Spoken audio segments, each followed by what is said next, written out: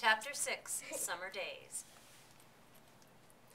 The early summer days on a farm are the happiest and fairest days of the year. Lilacs bloom and make the air sweet and then fade. Apple blossoms come with lilacs, and the bees visit around among the apple trees. The days grow warm and soft. School ends, and children have time to play and fish for trouts in the brook. Avery often brought a trout home in his pocket, warm and stiff and ready to be fried for supper. Now that school was over, Fern visited the farm almost every day to sit quietly on her stool. The animals treated her as an equal. The sheep lay calmly at her feet. Around the 1st of July, the work horses were hitched to the mowing machine, and Mr. Zuckerman climbed into the seat and drove it into the field. All morning you could hear the rattle of the machine as it went round and round, with the tall grass fell down behind the cutter bar in long green swatches. Next day, if there was no thunder shower, all hands would help rake and pitch and load, and the hay would be hauled to the barn in the high hay wagon, with Fern and Avery riding at the top of the load. Then the hay would be hoisted sweet and warm into the big loft, until the whole barn seemed like a wonderful bed of timothy and clover. It was fine to jump in and perfect to hide in, and sometimes Avery would find a little grass snake in the hay and would add it to the other things in his pocket. Early summer days are a jubilee time for birds. In the fields around the house, in the barn, in the woods, in the swamp. Everywhere, love and songs and nests and eggs. From the edge of the woods, the white-throated sparrow, which must come all the way from Boston, calls, "Oh, Peabody, Peabody, Peabody," on an apple bough.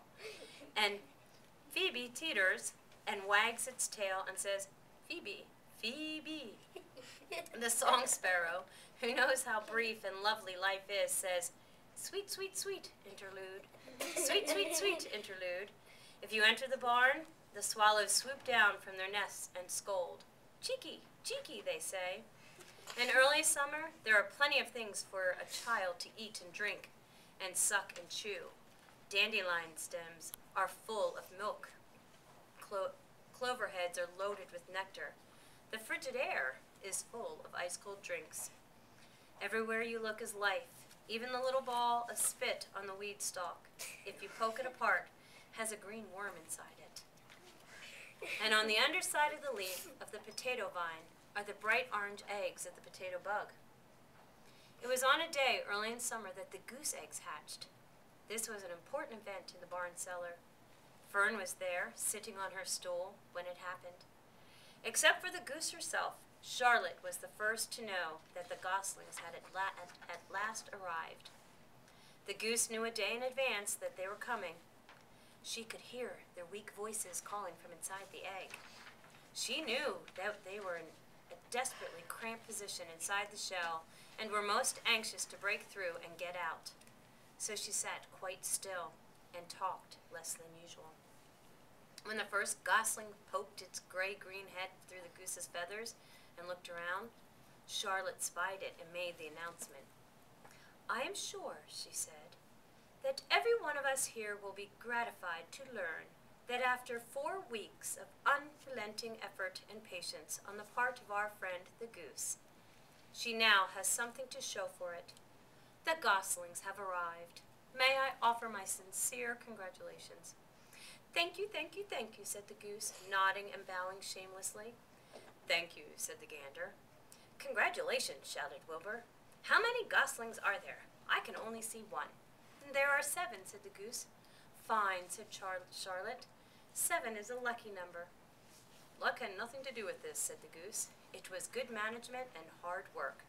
At this point, Templeton showed his nose from his hiding place under Wilbur's trowel. He glanced at Fern, then crept cautiously toward the goose, keeping close to the wall. Everyone watched him, for he was not well liked, not trusted. "Look," he began in his sharp voice. "You say you have 7 goslings? There were 8 eggs. What happened to the other egg? Why didn't it hatch?" "It's a dud, I guess," said the goose. "What are you going to do with it?" continued Templeton, his little round beady eyes fixed on the goose. You can have it, replied the goose. Roll it away and add it to that nasty collection of yours. Templeton had a habit of picking up unusual objects around the farm and storing them in his home. He saved everything. Certainly, certainly, said the gander. You may have the egg, but I'll tell you one thing. Templeton, if I ever catch you poking, oking your ugly nose around our goslings, I'll give you the worst pounding a rat ever took.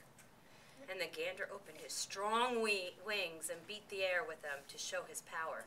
He was strong and brave, but the truth is, both the goose and the gander worried about Templeton, and with good reason.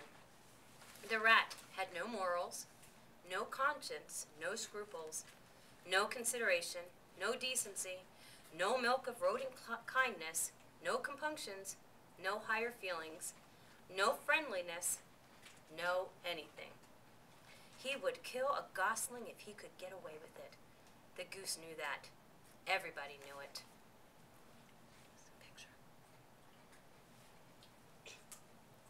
With her broad bill, the goose pushed the unhatched egg out of the nest, and the entire company watched in disgust while the rat rolled it away. Even Wilbur, who could eat almost anything, was appalled. Imagine wanting a junky old rotten egg, he muttered. A rat is a rat, said Charlotte. She laughed a tinkling little laugh. But my friends, if that ancient egg ever breaks, this barn will be untenable. What's that mean? Asked Wilbur. It means nobody will be able to live here on the account of the smell. A rotten egg is a regular stink bomb. I won't break it, snarled Templeton. I know what I'm doing. I handle stuff like this all the time. He disappeared into his tunnel, pushing the goose egg in front of him. He pushed and nudged till he succeeded in rolling it to his lair under the trowel. That afternoon, when the wind had died down and the barnyard was quiet and warm, the gray goose led her seven goslings off to the nest and out into the world. Mr. Zuckerman spied them when he came by with Wilbur's supper. Well, hello there, he said, smiling all over. Let's see. 1, 2, 3, 4, 5, 6, 7. 7 baby geese. Now, isn't that lovely? The end of the chapter.